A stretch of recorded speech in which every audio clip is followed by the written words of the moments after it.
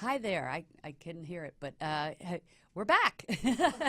Surprise, we're back with Paula Chichochi. Hopefully I said your name right. Well, I'm gonna have at to least I'm correct probably you. close, but like It's not close. quite. It's Yeah. Kiyoki. Kioki. Yeah, Okay, close. Kioki. I hope you don't ever do karaoke. We'd have No, a I heck of a don't. time saying Kioki's doing People would leave the karaoke. room if I did that. Oh my. So we are back with the CEO of Outward Media. I'm so happy to have you here today, Thank you. Paula. I'm just going to call you That's it. Paula. That's Let's just good. keep it simple. I'm excited to be here. I love what you're doing to Yeah. empower Oh, women. thank you. Thank you. You know what? All of us, all of the women business owners are empowering other women because we're empowering them to be business owners, Yes. you know. But I know you were born in Ohio. Ohio. That's Ohio. correct. Okay. Yes. We won't hold it against No, you. I know. I won't hold it against my parents. But so you ended up here in LA in the 80s? Yes, Okay. late So when you were like 2. Yeah. Yeah, we'll just keep it at that. But so tell me about your journey because I know your parents moved around a lot, right? Or- Yes. yeah. My dad was in the I Air remember Force. that. Yeah. So we did move around a lot, and part of that moving caused you to uproot, go to a new city, meet new people, and kind of start over again, which was a little hard as a child, but Right. then as an adult, I think it helps you be more flexible in Yeah. making right turns, left turns, or You know, whichever way you need to go. it's so interesting because I read an article once that most people, and I could have sworn it said like 80%, stay in the hometown they were born in, never move. And yet, I have so many people on my show that have this story of as a child they moved all over the place and how hard it was to readjust and meet new friends and resiliency. And I guess most of them are military families. Not all of them Not have all. been, but I think yeah. maybe it's a function of where we live. You know, we're in Los Angeles. Yeah, People maybe. migrate here, and That could I be. think if you more in the rural areas, they Yeah. they don't leave. maybe not. Yeah, like if we're in the Midwest, Yeah. they probably stay put, and Yeah, that's what you I know think. Texas and things like that. Yeah, I think maybe you're right. I might be wrong. but- Maybe that's it. Hey, you're a smart woman. I think you just figured it out. So no wonder I have so many people on this show. But From all over. but the good thing is that gave you a resiliency, right? Yes, big And time. it must be great in Yeah. business today to have accumulated those skills as a child, really, to be able to just walk in and Yes. meet people and make friends and Yes. Yeah. Do you remember, or did you have one of those clowns growing up that you could hit it and it would hit the floor and bounce back up? yeah. I That's don't know what- if I had one, but I've we seen did. them. We Yeah. had a family of 6. Yeah. And I felt like the clown a lot of the time. You hit it, knock up, I keep getting back up. I Right, keep getting right. back up. Well, you know, they say it's not how many times you fall down, it's how many times you get up. I'm Yeah. a big advocate Yeah, of that. me too. Yeah, Yeah. yeah, I like that So saying. resilience is very important, I think, Yeah. to be a business owner. So then progress into your life. Like, I want to know the journey to how you became the CEO of Outward Media, which is an extremely successful marketing company. Yes. And we're going to talk about what you do and how you help grow businesses because it's very important. But you really started in a very male oriented industry in a Yes. time that sexual harassment was like okay and prejudice of women Yeah. was okay and nobody paid any mind to it and swept it under the carpet. And I know you were telling me about this journey, so let's share that with our listeners who either identify with that or aren't aware of it. I can imagine most of them identify with it, having been around our age. Well, I ended up right out of college in corporate America in Mm-hmm. Fortune 1000 land, I call it, and probably spent about 11 years there. Mm-hmm. And in a sales-oriented environment. And definitely the prejudices were there in terms of the women weren't treated as well as the men.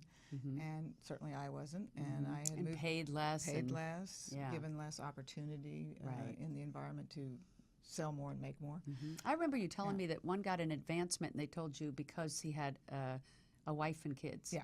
And Yeah, they used they needed that- the money more than I did. Right, and that used to be like the norm back then. Yeah. People would literally say that. Yes. You know, And like, there oh, was- well, there he's was a no- man and yes. he has a wife and kids, Yes. and so therefore that's why he got the raise and you didn't. Like Yes. that was normal.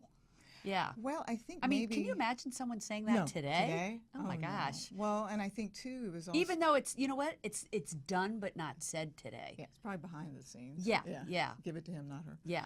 Yeah. Yeah, it's- And then that to me was wrong. And I thought, Well, yeah. my father raised me to be independent, more so than my mother, but Yeah. he raised me to be independent and do what I wanted to do, speak up, don't Yeah. take a back seat. Yeah, you had an unusual father from my conversation. Considering I'm a with you. baby boomer. Yeah, yeah. But for him to like really be in your court and say you Yes. can do anything you Yes. want, and I mean, that had to really impact the fact that you didn't see the barriers and you went for You're it. right.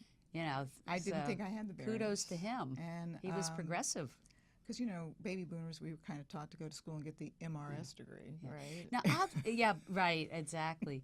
But even though he was in your court and he was like a woman advocate, but he was like the typical guy. You were telling me that marriage kind of a runaround and typical I guy, don't- right? I don't really know. Oh, you don't know. Because he was Okay. a pilot, so he was gone all the time. Oh, Could right, be. right, I right. don't know. We'll just My mom will speculate. swear no. Yeah. But Yeah. I think being taught that I could be the best at anything I wanted to be, but just do it. Get up every day, look yourself in Right. the mirror, and say, "I'm done the best I did today." You know what? I hope our culture really gets behind women, or not women, children.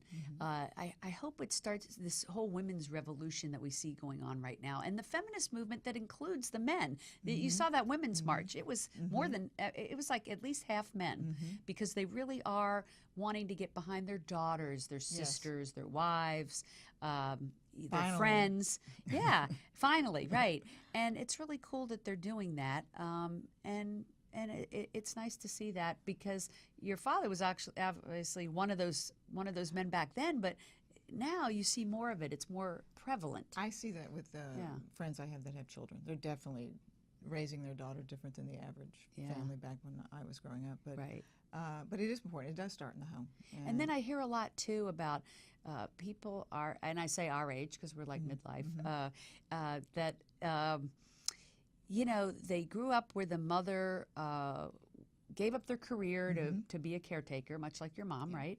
And she took off about 20 years. right, and so that generation looks at those women. My mom actually was a partner in my dad's business, so she actually was very prevalent in his business, and he wouldn't be who he was without my mom. But I know it's a rare story that most of the time the women took off, raised the kids, which is one of the most important jobs.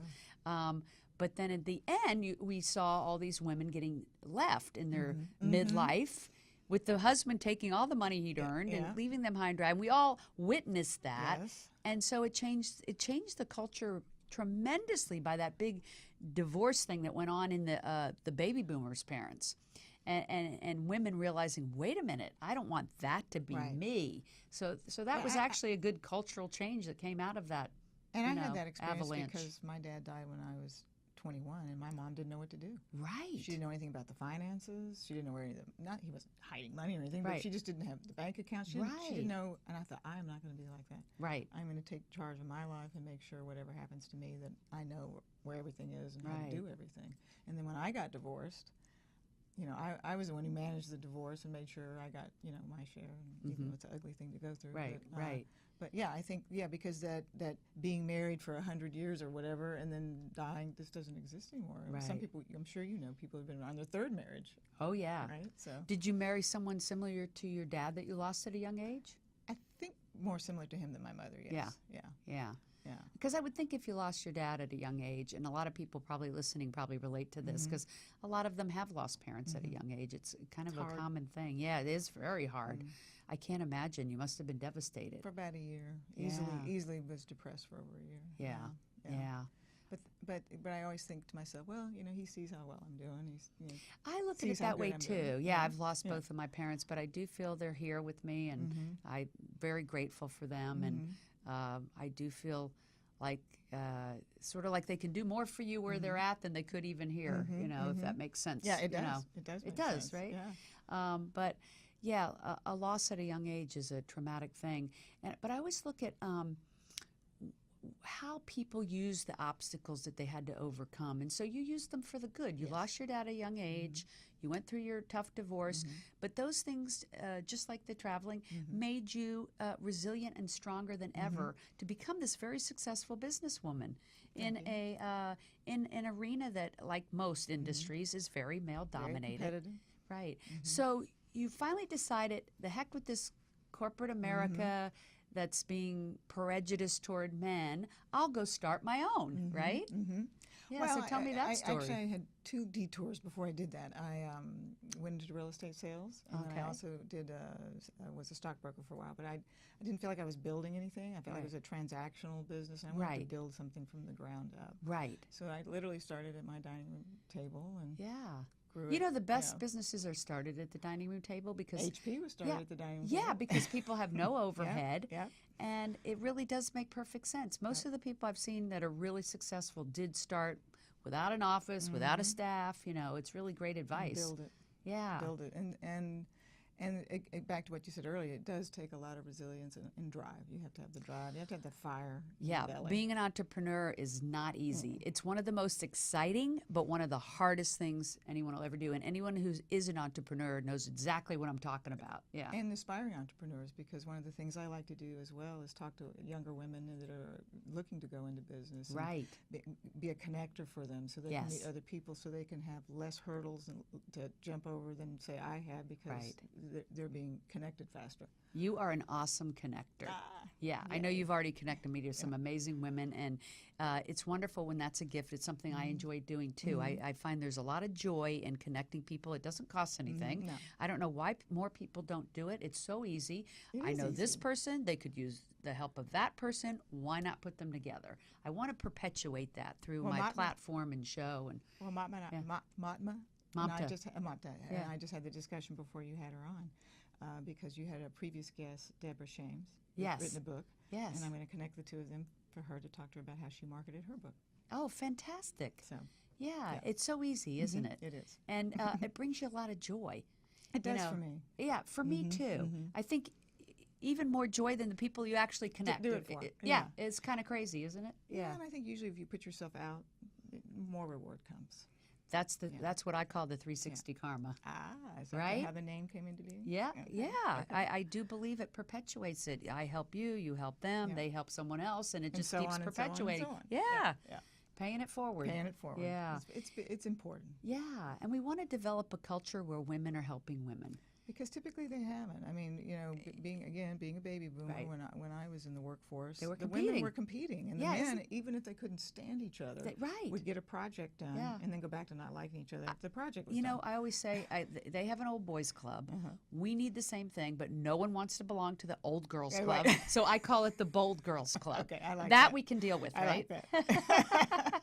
You should trademark that. I know but it's so true. I mean, we do just like the guys. We have to be there for each other and help each other. And not see ourselves as being competitive, Yeah. more towards helping for the greater good. Yeah. Yeah, we are a big voice in America. Right, and we, people- we can be a voting bloc in America. I Oh mean, my we have gosh, a lot of so power. powerful. Yeah, I think actually that there's a sector of men that are feminists that are behind us, and there's a sector that don't want women rising to the top, obviously, yeah. because they know they're powerful, Yes. and they do bring something different to the table. Yes. Women bring something different to the table than men, Yes. and it's a good thing. And both are needed at the Yes, table. I agree. And if you look at, like I've said a million times, the Congress, the Senate, any industry, whether it be automotive or tech, there's way more men at the decision-making table.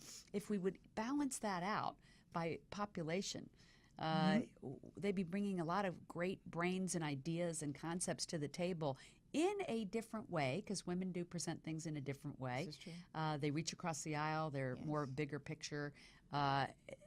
Most companies that have more women at the top are actually more successful. successful. So if I think research, that's a secret still. yeah, I mean, I know somebody that their entity is actually going to corporations around the country and showing them that research. So they're trying to educate companies on that fact that that's true. When there's more balance at the table of men and women at the top, those companies are more profitable. I have read that. Yeah, let's talk about exactly what your company does. So, Outward Media. Yes. Like for somebody who is a business owner or entrepreneur, tell them what you do to help grow businesses. Okay, so we're database marketers. That's what we're commonly known as. And so we have a database. People are of- glossing over right now. Okay, but I'm going to amplify. Yeah. So basically, we have like, databases. what is that? I know. Yeah. We have databases on all the businesses in the United States and the consumers in the United All States. the businesses Yes. and all the consumers. Yes. Wow. Yes. big database. Yeah, big that's, data. that's powerful. And you're one of the top ones in this niche, right? Yes, there are three. That are Only the top. three? Yeah, Wow. that are more known. Yeah. So our core competency is helping companies find new business in the email channel.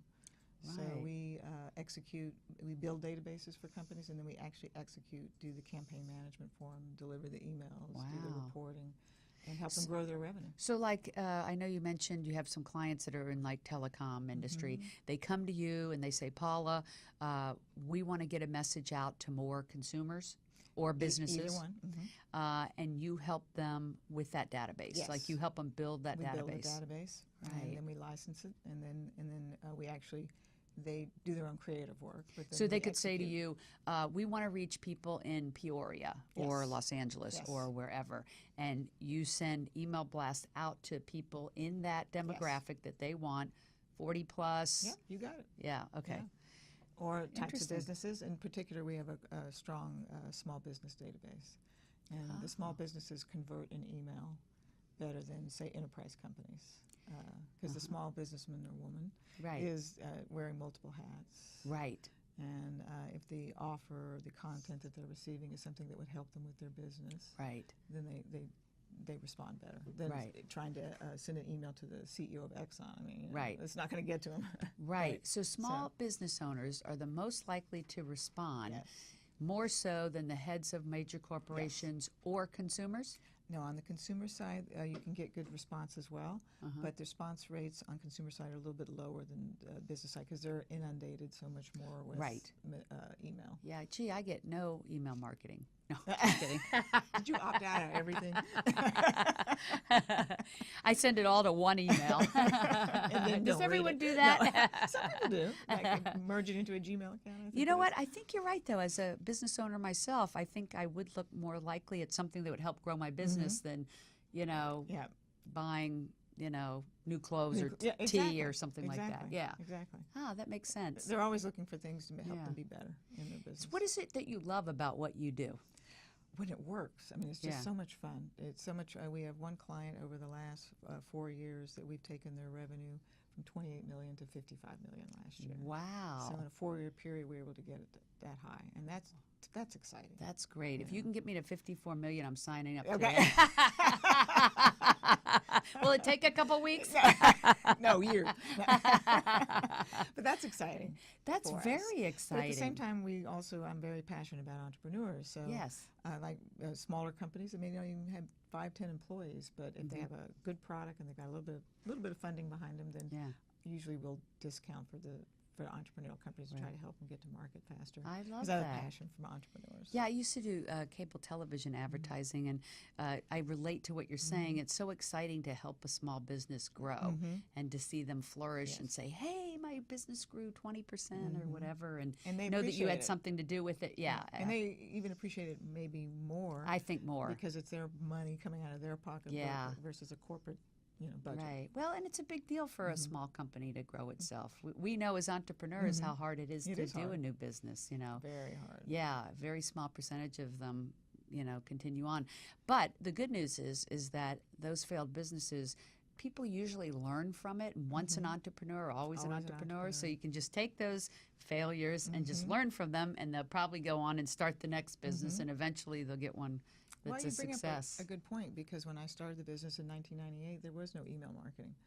Oh, wow. So in order to stay alive, shall we Yeah. say, as a business, there's been like 3 morphing of the company. Oh, yeah. So we started out in direct mail because that's all there was. Yeah. And then the internet media came on and email came on. So I try to stay at least 6 months to a year ahead of what's going on in the marketplace right. if I Yeah. can. Yeah. And so we morphed into email in 2004 and started building the databases Wow. from there. So And it is the businesses that keep growing with the times and changing have and to. shifting that make it. yes. Look at the Well, ones think that, of Kodak. yeah, Kodak's a perfect example. Yep, Yeah. if they don't adapt, Who they would have die. thought that? Who'd have thunk? Yeah, it doesn't matter how big or small, you have to adapt. You have to, and you have to be innovating. And I think that's where bringing having millennials also work for you help. Yeah. Oh, you know, yeah. I have some millennials in Yes. my team, and I'm They're on grateful it. for them. They're That's on right. the technology. They know what the next thing is. you know, Yeah. so they bring a lot to the table. Oh, yeah. So, outwardmedia.com is how Yes. people could reach out and get a consultation and see if it's a Or- good fit for them. They can email me directly. It's paula@outwardmedia.com. Okay, great. You might even get a date. And I. Wait a minute. I thought this was a woman's channel. Whatever. That was a good one. Paula, it's such a yeah, pleasure it's such a talking pleasure to to be you. with you. I You're an love your awesome woman. energy, and I love Thank you. that you're helping grow businesses and Yeah. just keep, mentoring Thank other you. young women. I think you're amazing. Thank you. So are you. Thank you. All right, ladies, we will be back next week, and we have other amazing women that will be on. So don't forget to tune in next Wednesday at noon here on UBN. We will see you next week. Thanks so much. Hugs and happiness.